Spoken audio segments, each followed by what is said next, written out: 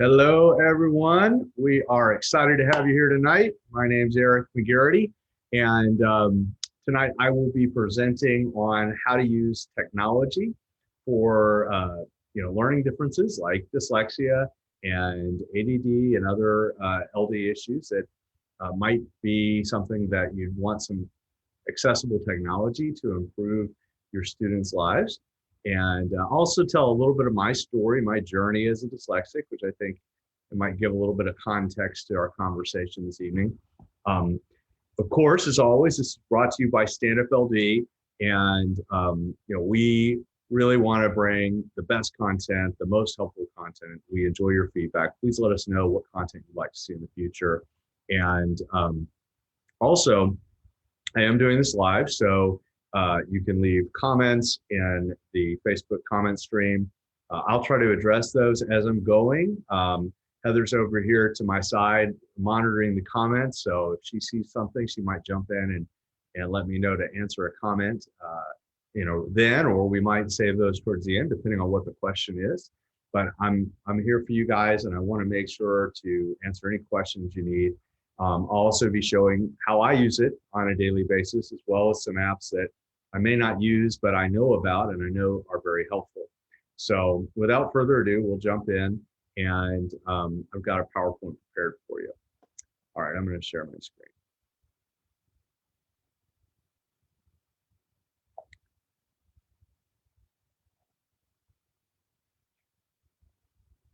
All right, so you guys should be able to see my screen now. Great. Okay, so obviously, as I said before, this is brought to you by Stand Up LD. We are really here for the community. We're here to empower students, educate parents, and support teachers. And hopefully this content's in furtherance of that mission. So what I want to talk about is a couple things. Creativity, grit, and technology. These things all go hand in hand to me. I think that to be successful as a dyslexic, you have to have all three of those qualities. And by the way, I think that all of our dyslexic students have those qualities. It's just about bringing them out. These are the things that I've used in my life to be successful. So I started my journey when I was 5 years old, and I was identified with dyslexia. So I was very fortunate to be identified early, but it was also challenging as a young man because they didn't have, the teachers were not as well informed as they are today. So they didn't have as many resources as today many students have. I remember my early teacher, one of my early teachers, she was actually my first grade teacher, and she literally was pulling her hair out trying to help me understand the materials in the class. I was one of those students that was extremely shy. I had a hard time speaking my mind. You wouldn't know that today, but it was true then. And I was very much in my shell. And I got further and further in my shell, the more I realized that I was different from my classmates. I was understanding the material differently than they were. And I remember one day she just like shook me like, Eric, why don't you, participate? Why aren't you doing this? And she just didn't get it. And it's because I wasn't getting the information I needed to be successful. I felt out of control, and my early career was as an artist. So I'm going to show you guys some of the work that I did during those days when I finished my graduate degree, which was in sculpture, and I did work and was a professional artist for some time. So this piece right here is called Collision of a Fourth Grader. And Collision of a Fourth Grader is this idea that I had, this feeling that I had, that I was sitting in a chair as a young fourth grader, being completely out of control in my environment. I was not in control of the school experience. I was not in control over how information was presented to me. And so often, information was presented to me in a written format, and I was being tested and judged on my ability to read rather than my ability to understand the concepts that people were trying to present. And that was extremely frustrating to me and extremely anxiety producing. And I think that's important to talk about today as we later on talk about executive function and organization and some of the technologies we can use. Those technologies actually reduce anxiety tremendously. So, but being in school was very anxiety producing because I didn't know what was going on. I didn't know what was going to happen next. And until later in high school, and I started developing some processes around how I could get things organized in my own life, I always felt very out of control in that school environment.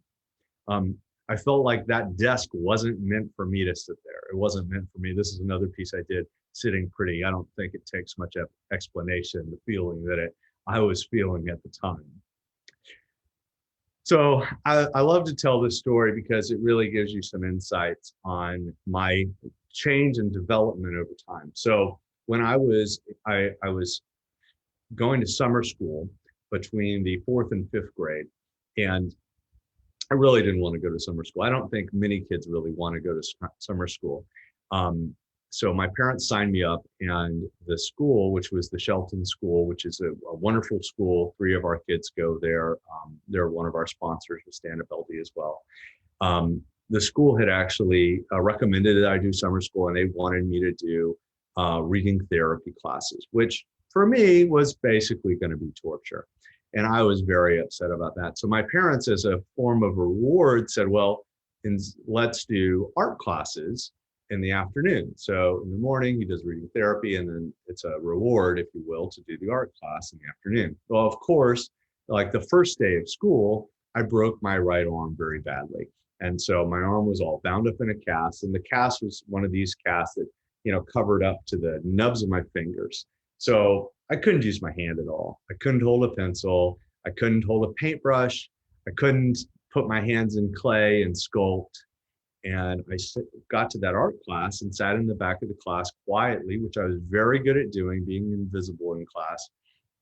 And the teacher, her name was Mary Dallas. She walked up to me and she said, Eric, what are you doing? I said, well, I broke my arm. I can't do art. So I'll just sit here quietly. I won't bother anybody, I promise. And she's like, no, that's not how this works.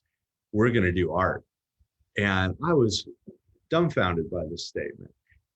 She said, what do you think people do that have physical disabilities? How do they do art? And I said, well, I don't think they can. If they can't use their hands, how would they possibly be able to make art? And she said, you would be surprised. People that have physical disabilities, sometimes very profound physical disabilities, are still able to be artists. And they learn a different way. They learn how to paint with, holding a paintbrush in their mouth, or maybe they use their feet, or maybe it's attached to a chair that they're using. Obviously, if you lose your right hand, you can learn to use your left. But there's always a way around whatever situation you're in. And I learned that just because I was, I had that broken arm, didn't mean that I wasn't going to be able to do art and paint. And just because I had dyslexia didn't mean I couldn't succeed in life. And I learned that lesson then. I continue to learn it over the years. And when we talk about technology, we'll see how I approach things very much in that way. So by the way, for the rest of that art class, I learned how to paint without using my hands. I learned how to make, chalk drawings with my feet. I held markers and paintbrushes in my mouth, and I made all this cool art. And the other kids thought it was the coolest thing that I was able to do these things. And they're like, wow, you did that, and you didn't touch it with your hands. And the other kids wanted to do it. They wanted to try whatever method that, we were experimenting with. It was just pure joy and excitement and experimentation and finding out a new way that you could be successful. And I love that. I love that idea so much. I've held on to it for all these years. And I still challenge myself with that idea. If I get blocked, there's always a different way that I can come up with a solution. I can always find a solution. I just got to think a little bit harder and be a little more creative, have a little more grit, a little more resilience. So I'll show you a couple more art pieces since we're talking about art. This is one of the pieces I did called Repetition of Unreadable Books. It's literally a cemetery of books or a library of unreadable information. It's the way that I was really representing that world that I was experiencing where I didn't have access to information. And once again, using technology, that's what we're talking about, is getting access to information. As I started using accessible technology more and more, I started changing my work a little bit. And in this piece, access denied, although you can't open the books and they're fully caged in, they're actually welded into that container. You can't open them at all. The books still have a bit of an energy, right? They still express themselves. They express the mystery that books represent, the power that this transition of information from generation to generation, from storyteller to reader, that information transfer has a power, and I wanted access to it. This is another example of a piece that I did. Now, this one's a good story. My wife has dyscalculia. Heather, you've probably seen her on our channel before. So Heather has dyscalculia. She struggles with math. And one day she came home and she bought me this thick red calculus books, I guess from Half Price Books or something. And I said, Heather, what is this book? Why do I need a calculus book? I'm finished with school. You know, I'm a professional now. I don't need a book. And she says, oh, no, this is for one of your sculptures. I want you to lock this book up.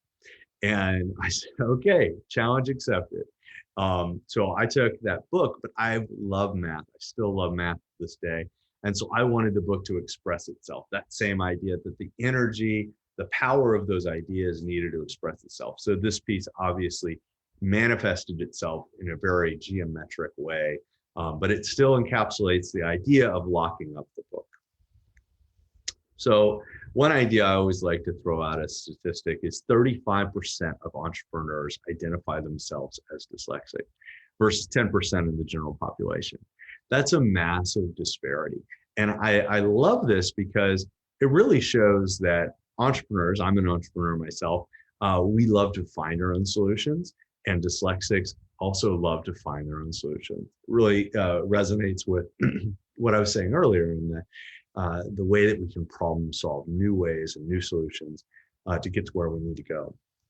So in more recent years, for the last 12 years, I've been running this agency, Globe Runner, and it's a digital marketing agency. We focus on search engine optimization, online marketing, content marketing, and we also do a lot of website design and development. So I've really enjoyed that process. It's presented new and interesting challenges for me to run a company, because now that I'm in the business world, I've transitioned out of the art world. Mostly, I still do sculptures, but now that my daily work is in the business world, I have to read and write all day long.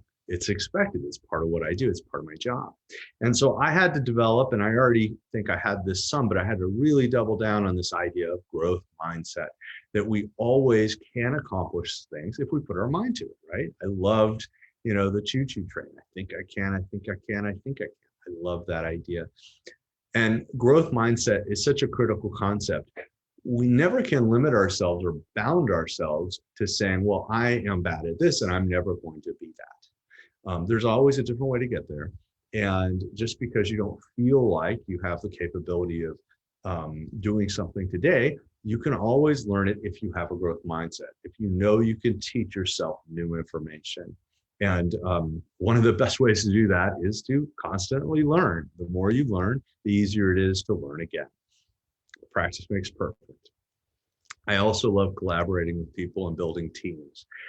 So one of the things I've enjoyed doing is working with others and identifying their strengths. I personally think that I developed that ability through two methods in my young life. One, I quickly figured out who in the classroom could help me, who had a strength in taking notes, and I could go to them and say, hey, could I make a copy of your notes? Who had a strength in reading, and I'd go to them and say, hey, can you help me read this section over here? I was very early in life learning who I could go to and find a particular strength to magnify my own abilities, to leverage their abilities so that I could perform better. And that's what team building is all about, is identifying somebody else's abilities, appreciating them for it, and then asking them to be part of your team so you as a group can perform at a higher level. I very much enjoyed that process. And I think that we dyslexics have that natural need early on. The other thing that I developed for myself is an ability to self-advocate and an ability to kind of step forward and say, this is what I need to accomplish. And this is what I need to accomplish that. And all the technology we're going to talk about requires self-advocating to get that technology in your students' hands so that they're going to be able to use it in the classroom. Now, this is just a recent picture of my team at Globe Runner, so I thought you'd be interested to see that. So I've talked about it a lot, but now I'm going to give you a specific example of being resourceful. So one day, and this is a true story, I was typing an email and I wanted to use the word curious. This is not too long ago. This was in the business world. I wanted to use the word curious and I didn't know how to spell it. And so I started typing curious, and curious is a really hard word to spell if you think about it for a second. And so what I usually do with it is I'll go to Word, Microsoft Word, or now I'll use Google Sheets, type it in and see if spell check will figure it out, and I can then move along my day. Well, couldn't figure out curious, no matter how hard I tried. And I went with my usual tactic, which is basically to add more vowels into it just randomly. Usually Microsoft will figure out that they're not suggesting the right words and they'll give you a new mix. So that always seems to work. But today it didn't seem to work. So then the next thing I did is I went to Google and I typed in curious. Sometimes the suggested search is actually the word you were looking for. Of course, that didn't work either. Well, you can see from the hint on the screen, I figured out that, all I need to do is type in Curious George into Google, and then Google will figure out Curious George and suggest it. So that seemed to make sense. Well, George is a super hard word to spell. So I was back at square one. So I went back to Microsoft, tried to type George, add more vowels, went back to Google, tried George, Curious George, everything I could think of. Nothing worked. And I was really stymied there for a second. I was getting frustrated. And then I said, man with a yellow hat. All words I can spell. Suddenly, Curious George is in the description of the first search result, copy paste, boom, I have the word curious, moving on. That's resourcefulness, right? That's figuring out another way. I never did figure out how to spell curious. I still don't know how to spell curious to this day. I'll probably never learn it, and that's okay. But I can type curious in my emails anytime I want. All I got to do is type in man with the yellow hat, and I have the word I want. So that's about finding another way and problem solving your way through any challenge you might run into. So what about reading? What is reading? So as a student, as a young person, my teachers seem to think that reading was done in one way and one way only. And I beg to differ. I think reading is a much broader term than what we traditionally call opening a book and reading. And think about it this way. If you were sitting with someone who was blind and they pulled out a book that was written in Braille and they started reading that book with their hands, are they reading? I would argue, yes, they are reading. They are reading Braille.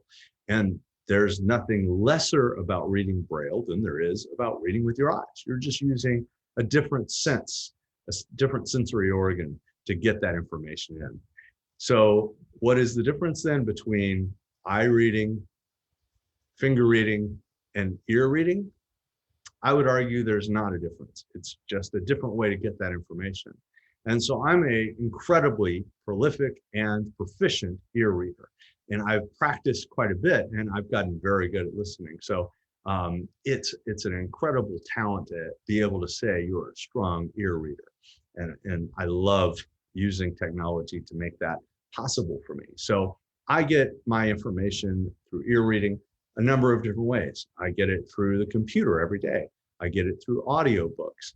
And those methodologies for getting information allow me to be a very well-read person without letting the hindrance of my dyslexia stop me. Now, I'll take a moment to breathe here and just remind everyone that when I use the word dyslexia, I may refer to my own journey as a dyslexic, but everything I just said and everything I'm about to say applies to other types of learning differences, whether that be ADHD or dyscalculia or audio processing issues, whatever the case may be. Dysgraphia obviously applies here. All of those are very relevant to this conversation. So I just want to say that I'm going to continue to use the word dyslexia, but I mean it in the broadest possible sense. So this is about building ramps. If I were a chair user, you wouldn't ask me to climb the stairs, right? We'd have a ramp, and technology is that ramp. If you're ever in a discussion with a school and they are resistant to a accommodation, particularly like a technology accommodation, remind them this is a ramp. This is the exact same as putting together an accommodation for someone who needs a ramp to get into the school. This is our ramp. So let's talk about how we build ramps. First off, audiobooks. Lots of great options for audiobooks. You can, not even listed here, you can use your Kindle to read audiobooks. There's some great examples of free services out there, or services that are free for everyone or supplemented through your school and generally free for you. The two services that are most popular and really the players in town are Learning Ally and Bookshare. Learning Ally, I have a lot of experience with. I actually, 15 years ago maybe, I was a consultant for them and got to be a spokesperson for Learning Ally, which was really exciting. So wonderful organization. They have volunteer readers that have read thousands upon thousands of books.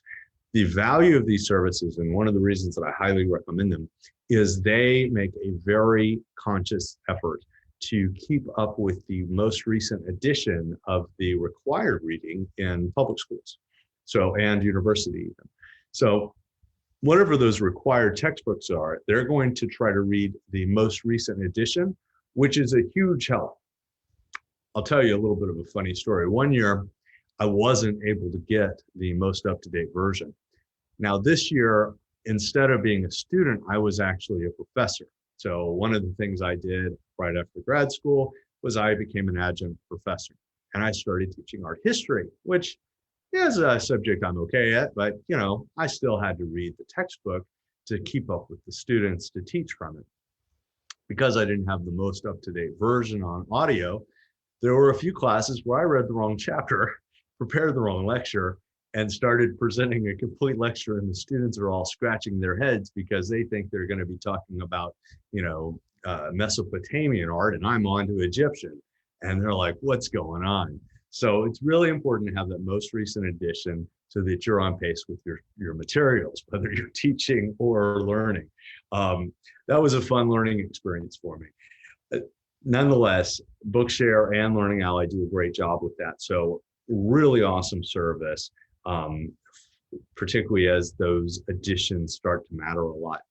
Now, I personally love, for fun, I like to read Audible. I read Audible all the time, and my kids are addicted to Audible. They go through audiobooks like they're water, which is great, although it's becoming an expensive habit to buy audiobooks all the time. But I don't mind because they're getting exposed to literature.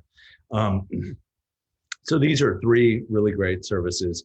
And I mentioned Kindle is another good alternative service that you can listen to as well.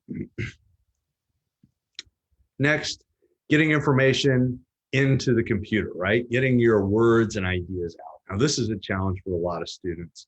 Yeah, that idea of typing or writing or handwriting. So I personally use dictation for a large majority of my day. And the way you make that most efficient is by creating a keyboard shortcut. So I've got a screenshot here, but because we're live on the computer, I could just show you guys. So I think I'm going to do that real quick. So I'm going to drop out of the PowerPoint here because I'm going to show you a couple of things. So I'm going to go into my settings on my computer and show you exactly how to turn some of these things on. So dictation is a little bit tricky. The easiest way to do it, if you forget, is just go up here into the search and type in dictation. Okay. I spelled it wrong. D-I-C. There we go. There we go. Dictation. So you can see it highlights for me keyboard. Now that's interesting, right? That really tells me that Apple or Mac's design engineers are really seeing dictation as a standard way to get information into the computer, just like a keyboard. which I love. I love that direction. And I think most of us would agree today with our phones, we're dictating text messages constantly. I've seen a lot of people do that who have never used dictation historically are now creating that as a habit. So I think it'll be more and more widespread, more and more mainstream to dictate into the computer. So over here, you can see dictation is one of the choices on the keyboard selection tab. There are a few things to turn on. You have to enable dictation. By default, it's off. And then the next thing you need to do is create a keyboard shortcut. This is not necessary, but I think it's important. A keyboard shortcut allows you to turn on and off dictation with ease. And that's so important, with ease. Being able to do something easily means you will do it regularly as part of your habits. And so I highly recommend that. The next thing that I would look at from a dictation point of view, and one of the easiest ways to dictate is using Google Drive. So I'm going to pull up a Google Drive file. So I go to Google Drive, and I'm just going to create a new document. So here's a blank Google Drive file. Instead of using the built-in dictation through my Mac, in this case, I'm going to go to Tools, and they call it voice typing, which is a little confusing because I always look for the word dictation. They call it voice typing, which I actually kind of love because it's just like I say ear reading. They're moving towards this idea that typing could be done with fingers or with your voice. What's the difference, right? And so once you click voice typing, you'll get this little floating microphone, and you can click it on and it'll start typing whatever you have to say. I actually really love this one. The Google Drive version or Google Docs version is incredibly accurate. It's slightly more accurate than my Mac, and so I recommend this one for students. You don't use the keyboard shortcut, but you do get the easy to click button that just floats here, and I think that's really great. So love that one. Now, once you've typed something, how do you know if you typed what you meant to type? And with a struggling reader, that could be really confusing, especially if it's slightly mistyped it, where it looks kind of right, but it's not quite right. So it's critical to then read what you wrote. And so the way I do that, once again, let's go into settings and let's turn on accessibility. So here, the first thing I need to do is I need to find the accessibility button right here. And then I go to speech, okay?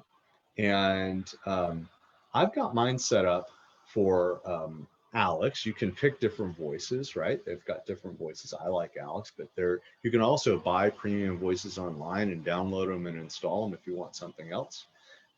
Once again, I've got a keyboard shortcut. For me, it's Command Q, which is Q is not really used for much else. So I can just highlight anything I want on the computer and type Command Q. You can also see that you can control the speed. Now, you saw I had mine cranked up to max speed. I like it fast. I've learned to listen quickly. So for me, that works. For a new student, obviously, they are not going to start there. So you'll want to start at normal probably. I do encourage students to start learning to listen more quickly as they move into high school, late high school, and into college, because if you have a lot of material that you need to listen to quickly, it's nice to be able to turn up the speed a little bit and be able to process through larger volumes of material so that you're reading at the same pace that an eye reader would be able to read.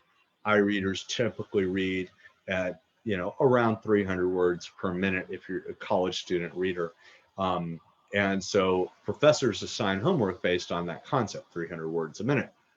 So if they want to assign an hour's worth of homework, they would assign, whatever, however many pages that ends up being. Well, if that hour is going to take you longer because you're listening at, human speech, which is about 120 to 150 words per minute, depending on what part of the country you're in, that's going to take you at least twice as long. So suddenly that became 2 hours of homework, and that can compound if you have a lot of classes. So it's nice to be able to speed that up over time. So I'll just play this so you can see, I typed this a second ago, so let's listen to it. And you can click it on and it'll start typing whatever you have to say. I turned it down to normal speed. It sounds weird to me because I'm used to it a lot faster. And you can click it on and it'll start typing whatever you have to say. For me, that actually sounds a lot better. So I can now proof my own work. I could also, of course, read an article. So if I needed to go to, I don't know, New York Times, New York. I'll get it. There we go. And I wanted to just read something real quick. I can be on here and I can say, well, what's this? And then I can click into an article. Live updates. House set to pass bill neutralizing right to work laws in 27 states. Senate prospects dim. Okay, there we go. So, it's just, how I can consume information. I've got it set up so it's real easy for me to turn on and off, read an email, read an article, read what I just wrote, and bam, I'm done. So, okay, let's get back to the presentation. All right, so we've covered that. Let's jump into mobile. So what can we do with a mobile experience? First thing I can do, I can turn on those same features in my mobile app. So I can pull up my phone, I go to General, Accessibility, Speech, Speak Selected. That'll add a button. This is on an iPhone specifically. I don't have an Android, so not sure how to do it on Android. Once I turn on Speak Selected, I can highlight text and read it out loud. Really great way for me to consume information, particularly if somebody sends a long text message or if I do need to read an article on mobile. My preference is always to do my reading on my computer because it is much more accessible for me. But if I'm in a jam, this is a great way to do it. Now, one of the things that comes up in life that can be really frustrating is if you're handed some material to read and you need to read it on the fly, or if there's a book that you have that you don't have a digital copy of. What is the easiest way to read that information? Let's say your student wants to go to the library and do research. What's the easiest way to do research in physical books when you don't have that digital copy?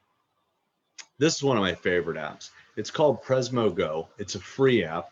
You take a photo, it instantly recognizes the characters on the page, instantly turns those into text, and gives you a play button, and all you have to do is press play, and it reads it out loud to you. It's all built into this one app. You don't have to do anything else except use this app. I love this.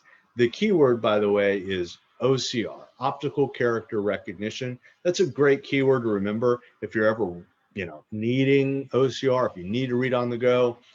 You can even just Google OCR software, and there's a free one. Their first search result is going to be a free one. You can upload a PDF, and it'll turn it into readable text so you can use it accessibly on your computer. It's great to just know that term. If you're dyslexic and you struggle with reading and you need things in an accessible format, know the term OCR. Next one. This does basically the same thing. It's called Seeing AI. Now, this actually is designed for low vision or blind users, and it'll see the world around you. It does a lot more than just read, but it also conveniently, you don't even have to take a photo. You just hold your phone in front of the text and it just starts reading it out loud. A little bit different user interface, but really neat app, a lot of fun. And so that's another one that I think you should check out. But Presmo Go is probably a little more straightforward to use, I would say, for reading blocks of text. Now, this one's awesome, particularly for your younger students. My daughter Claire uses this all the time. Easy spelling aid. So they touch the mic, speak the word they need help spelling or speak the sentence, and then it'll type it out for them so they can copy that down onto their worksheet. One thing that's really great is you can choose whether you want that typed out or if you want it in cursive. So really great to be able to have it in cursive, particularly if a student is learning how to write in cursive. They can write as much as they can. If they get stuck on a word they don't know, they just push the button, say the word they need spelled, curious, and write it out, right? And it's also different languages. Oh, and it also is a multi-language. Heather's over here reminding me. It's a multi-language app, so we can, have it in Spanish, particularly here in Texas, that's important, or, any other language you might need. So really a versatile, great app, particularly for younger struggling to spell students. So let's talk about executive function and organization. So as I mentioned earlier, part of the value of organization is not just getting stuff done, but it also is lowering stress and anxiety, which I think for me at least is one of the big things. Now, first, let me talk about what I do. I use Google Calendar, and I love my calendar. My calendar is what I use to keep me organized. I know another dyslexic friend, also a working professional. He actually is not dyslexic. I take that back. He is primarily ADHD. And he also loves Google Calendar. He's a sales guy, and he sells to businesses. And he color codes his calendar, and I thought this was a great story. And he said, one thing I do is I set myself reminders to follow up with people. And for instance, all my contractors that work outside, I put my reminders in blue. I said, why do you do that? He says, well, those are my rainy day calls, because I know if it's raining that day, they need a phone call because they're going to be inside and it's a good time to call them. So he'll move his blue ones around until it hits a rainy day and move them to a rainy day. So I just thought that was really brilliant. So anyway, Google Calendar is a great way to do it. I personally would recommend having students start to use a digital calendar that's on their phone, that synchronizes with their computer as early, in high school. So they start getting in that habit. That's going to be a great preparation for college when your times are different. They're not, walk from this class to this class to this class. You need to remember, okay, I've got physics at 2 o'clock and I need to get somewhere else by 4 o'clock and I've got a 30-minute break. That just helps you stay on track. That's so helpful. So I highly recommend starting to use a calendar early on to get that practice. Next thing, taking notes can be a big stressor for a lot of people. By far, my favorite tool for taking notes is Otter AI. And I'm going to show you this right now. So this whole time I've had Otter AI running in the background to record our conversation so we can use it for other purposes later. So here's Otter. It's running right now, and it has captured everything that I've said up to this date. And its accuracy is incredible. At the end, if there were different speakers, it would break it out and it would say speaker 1, speaker 2. If I wanted to click into it, it would actually play back the area of conversation that it recorded just then.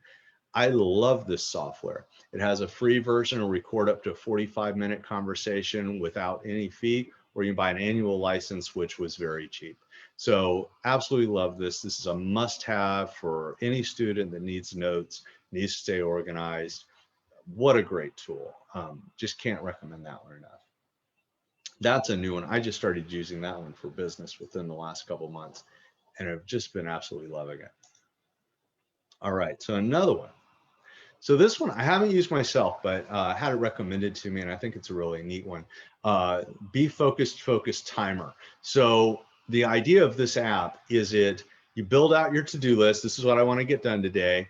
And it helps you by giving you a set amount of time, like, okay, focus, 20 minutes. Let's get this work done.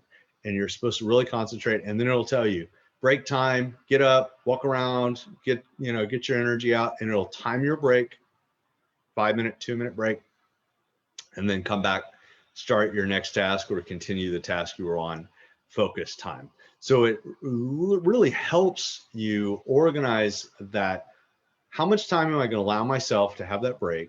And then once the focus time starts, we're not doing anything else. I'm not opening up some other game or doing anything distracting.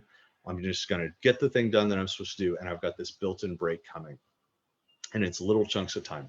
So a really great tool for a student to help them kind of self-manage homework and other tasks like that need to get done. This is another cool one. My wife was really excited about this and she wants me to start using it. I'm not so sure if I want to, but great concept. Habitica, I think I'm saying that correctly.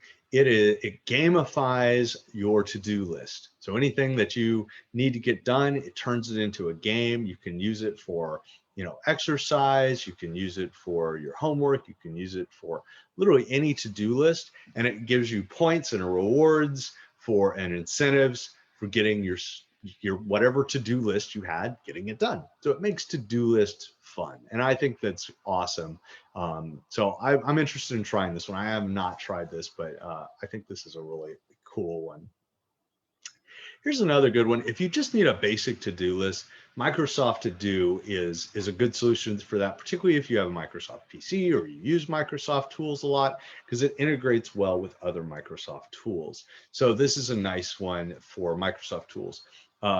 Google has one. I didn't put a slide in here. It's called Google Keep, which is another kind of way of doing the same thing. It has a to-do list. It has kind of a way for gathering images or documents into a consolidated board. So that's another potential one to look at.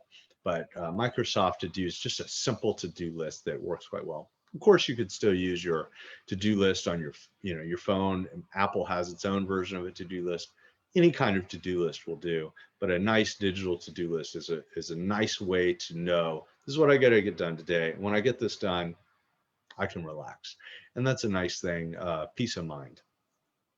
Another thing that I think a lot of us worry about is losing stuff. Where did this document go? Where did I save that image? How do I get all this information together? I got to do a research paper and I need to pull together all sorts of notes and everything, and I want it all in one place. And I want to be able to build my research paper using all this information that I've gathered. One of my favorites is Evernote, and you can take photos, you can gather documents, you can put notes and to-do list, and they're all interconnected. And it uses OCR automatically. So if you take an image of a document, it'll automatically OCR it. It becomes searchable, so you can, and it'll OCR your handwriting. So if you have reasonably legible handwriting, which I don't, but if you did, your handwritten notes would be searchable as well. So you could type in a keyword and it would pop up everything that's in your library that relates to that keyword. It's a paid service, but it's a really, really nice solution, and really a great way to just organize a lot of information in your life. So I think we probably have a few moments for questions. Before I go into questions, I just want to close with one idea.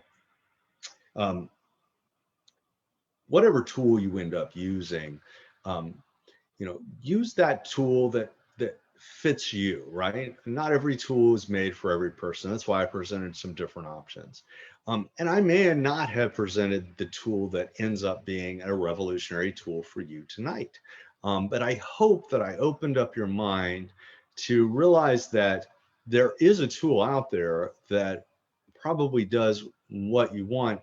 You may just not know about it yet. So do a little digging if you need to, or try some of these tools I presented, because I think that they will really change the way that you perceive whatever challenges you're having right now, whether that be challenges with reading, challenges with writing, or challenges with organization or time management. These tools are really fantastic, and I'll speak from my own experience, can be life-changing. So let's see what questions we have. Heather, Okay. On the side here, what do we got? Somebody was asking if there's a way to get books printed in the dyslexia typeface or dyslexia font. Or is there maybe an app you can use to, Yeah, so I know about the dyslexia font. Getting them printed in the dyslexia font, I have no clue. I've never thought about that. So that's a great, interesting question. I do know you can easily download that font, install it, and put it into your Word account or your Google Drive account. And once you've installed the font on that account and on your computer, then you can highlight the text and change the font, and boom, you've got it in the dyslexia font. So, and then obviously you could print out documents and things like that. But getting a book reprinted in that font, I don't know. I've never thought about that. Okay, somebody said something about Bitify, Bitifi. Was it Bitify? Have you heard of that? Bitifi. What was the context behind It just asked me that. It was in the middle of you speaking, just towards the end. Close to Evernote. How you spell it? Bitifi. Bitify. What?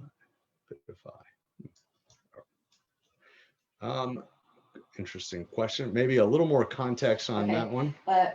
Here's a question. Have you used WordQ? And if so, What are your thoughts? Word Q, WORD, I don't know word Q. and then Q, letter Q. These are all good things for me to look into. Word Q. I assume this is the word Q that, Maybe that's what we're talking about. yeah. Write with confidence. Interesting. Yeah, this looks interesting. Mm. You know, one of the apps that I didn't talk about, and this looks visually kind of interesting, is Google Read and Write. Probably should have mentioned that one. A very good app that has some features that Google Drive doesn't have on its own. But with Google Read and Write, you can add that into Google Drive, and then you can do things like select an area of text that's an image, and it'll OCR it on the fly and read it out loud to you. So it's got some cool extra features you might look into. And it looks similar to this, by the way.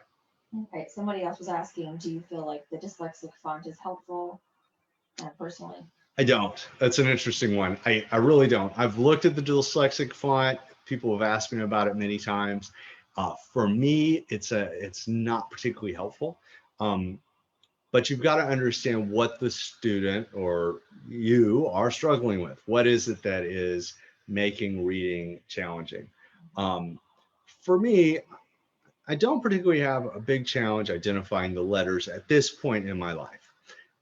There was a time in my life that was a challenge for me, but at this point in my life, I can see letters just fine. you prefer Arial over Times New Roman. Yeah, do I? Yeah, you always say that. Oh, I guess I do. Yeah, that's true. So maybe font does matter to me. I always like Arial. I like clean fonts. Arial's good. The dyslexia font is great. I have no problem with it. But it's not a magic bullet. I guess I should be more clear. I do have preferences on fonts, but the dyslexia font isn't a magic bullet in and of itself. Just any font that's clean and legible.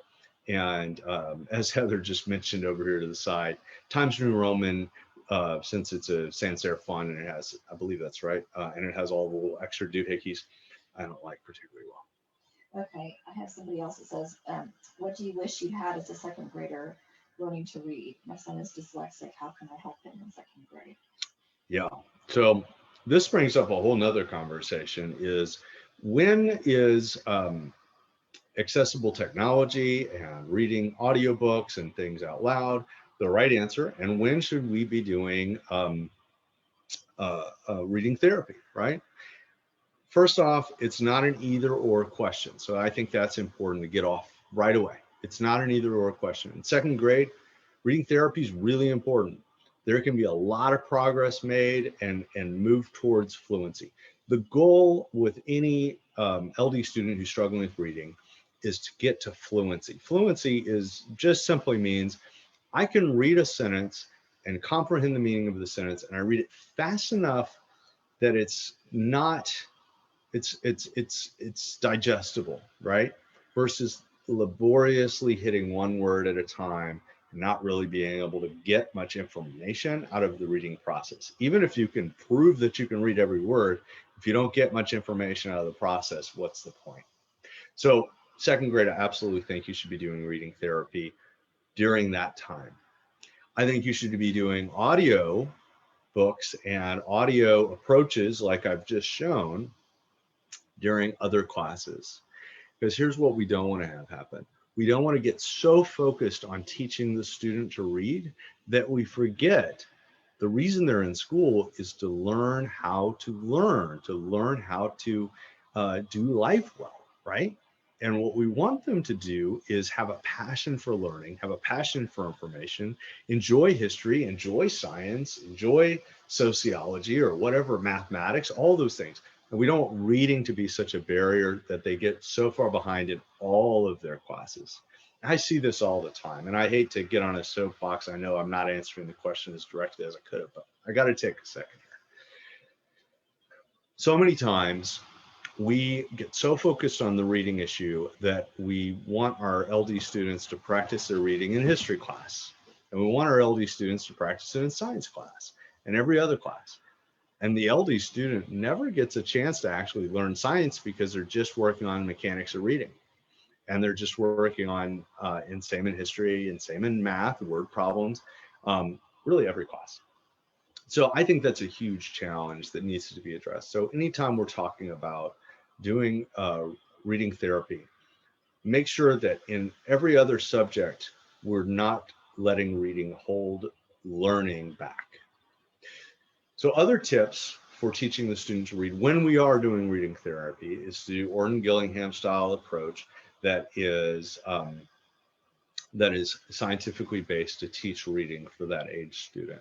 And I would definitely suggest working with a professional reading language therapist who is credentialed in teaching dyslexic students in that to accomplish that.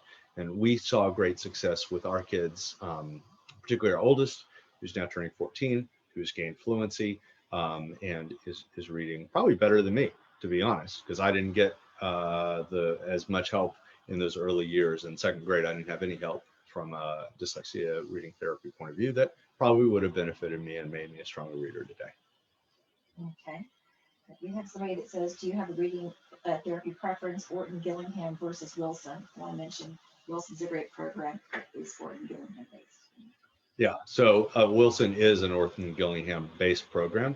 I don't personally, Heather has much stronger opinions than I do from our recent experience with our own kids, and she's been more involved in that selection process. So Heather, would you like to? mention Wilson's helping our second grader. Okay, so Wilson is what we're using with our daughter, but it is a Orton Gillingham based program. So, fundamentally, Orton Gillingham based programs all teach essentially a similar curriculum. They're just different styles of it. Wilson is the one that we're using with our second grader. Okay. We have another person saying their daughter will be entering 9th grade next year in high school. We are having a meeting this Friday to learn about what they will offer. How do you request an IEP meeting, which would be public school? Mm-hmm. Some of these IEP meetings to include some of these things that you've mentioned. She's already using Learning Ally. How do you ask them to use these things? Yeah, so obviously, if you've already got an IEP moving into high school, that makes the conversation easier. If you don't have that yet, I'm hoping that your teachers in 8th grade have helped you with the identification process. So not sure where you are in that process. If you have the identification done, then I would bring it up early on and say, okay, daughter's got this identification. She's dyslexic, ADD, whatever. We need to get an ARD meeting on the calendar to discuss her specific needs and which accommodations will make her successful in school. And I would just schedule that ARD meeting as early as humanly possible, because in public school, those things can take a long time to get done. We've had that experience. And you don't want to be halfway through the school before you get accommodations, school year, and to get accommodations. So schedule those ARD meetings as soon as humanly possible. I'd start that process now. When you're having those meetings, say, hey, we want to get this ARD meeting on the calendar. So by the time school starts, we have the right accommodations in place and she's set up for success. I will say personally, if you have the option, I think your SPED programs are going to be give you more flexibility than a 504 plan. 504 plan gives you a lot of options, but special ed also will help you get more flexible accommodations. So some of the assistive technologies that I mentioned, 504 may push back on, and SPED makes it more flexible. So if you have the option, you might push for a SPED if that's an option for you. I think there's a technology audit you can ask for, so that's something they should mention. Okay. So somebody else is asking, do you know of any assistive technology for helping students organize thoughts, or how to create an outline for writing an assignment for like a middle schooler? I do. Yeah, I personally, that's a great one. I'm glad you asked that one. I use a tool called Lucid Charts, and I like Lucid Charts a lot. I can pull it up for you guys. Let me share my screen one more time.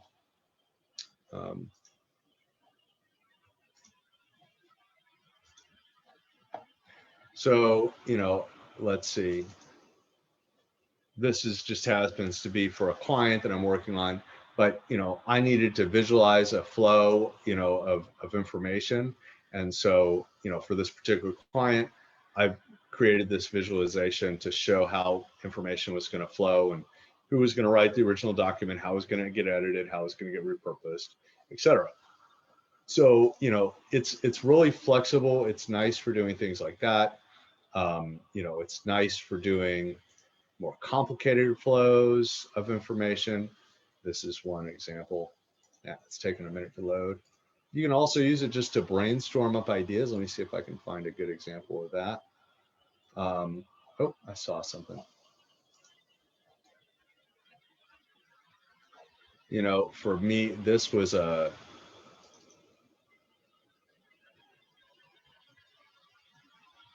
just a brainstorm I did. Whoa, let me zoom out, see if I can zoom out. Of just a flow of ideas. So I love this software. It's easy to use. It has a bunch of different shapes you can plug in, and it's called Lucid Charts. And for me, this is really nice to kind of put blurbs of text in together. There are other brainstorming softwares out there. This is not the only one. This just happens to be the one that I use. I've got a really good question. When reading to my son, should I read a more challenging book or a lower level book? Good one.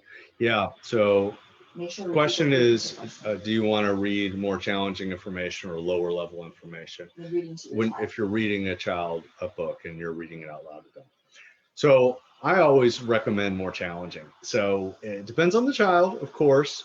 They have to stay engaged with the material. It has to be exciting to them or interesting to them. But I would always push that. My dad did that with me. He's an avid reader, loves science fiction and fantasy books.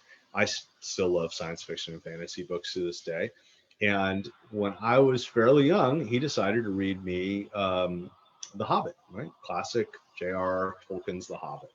And honestly, the first time he read it to me, I didn't really get it. I kind of thought it was interesting. I was like intrigued by it. Dad loved it. So I wanted to listen. And so he would read it to me every night before bed. And I was old enough to start to grasp the concepts. And he would slow down and stop and explain to me what was going on and kind of help me understand the story. And then he'd read some more. He read that book to me 3 times in a row until I understood it. And I might have been a little young for the material, but it was really fun, and I remembered enjoying it. And then we went on and read Lord of the Rings, and I thought that was really exciting. And by the time I had gotten through The Hobbit, Lord of the Rings was easier for me to understand. And if you've read those books, they're not actually that straightforward. I know they're very famous literature, but they're kind of confusing at times. So he would always push that envelope of reading me something a little more challenging, a little more interesting. And it wasn't, children's literature. It was appropriate, but not, it was a couple years ahead of me at any given time. And we continued that for a really long time. And then I switched over to reading audiobooks on my own. I guess in late middle school is when I got access to Recording for the Blind and Dyslexic and was able to order cassette tape audiobooks at the time. And I started reading independently at that point. And I've read voraciously everything you could imagine. Books like Ender's Game and other, just great fun books when I was a kid. So. Okay, I've got another one. Somebody was saying, how do you help your kid if they did dictation and they now have to go back and clean up punctuation, where you put capitals and commas? What can you use? We recently had our school add Grammarly. Yep. So, all right. So if you're doing dictation, as I said earlier in the presentation, listening to it after the fact, so important. My kids did this. They would just dictate and think they were done. And that is so not done. So I recommend 2 things. 1, listen to it, dictate it, then listen to it. But then the other tool, I use this every single day. Absolutely love it. And it's actually required for all of my employees to have installed on their machine if they're client facing. So every single employee that writes an email to a client is required to have Grammarly installed on their machine. And so this is, it auto logged me in, but let's see. A free version. Yeah, it's free. It's totally free. You can obviously pay for a, you can pay for a paid version. I was just going to see if I could find a document or something to show you how it works. You can ask your school to upload it onto their kids.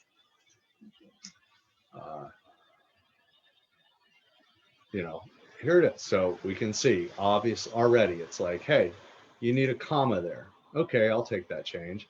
And then, you know, here it's making a suggestion. It says it's confusing, might need a rewrite. So this is just so great. Most of the time you can accept these changes, but it's really great. It kind of talks you through why it's telling you to make some of these changes.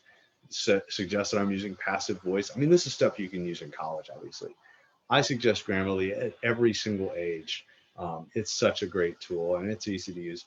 It integrates with your email and your Word documents and everything else, so you can use it inside the document you're using, or you can go into the Grammarly app directly and type in the Grammarly app, which gives you more detailed information about its suggestions.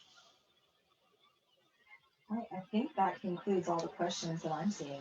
Awesome. Well, guys, we have done awesome. Thank you for all the great questions. They were really good. Hopefully I answered most of them as well as I could. This has been a lot of fun. And as always, I really appreciate you guys. I always like to end here with a final thought for you before I log off for the evening.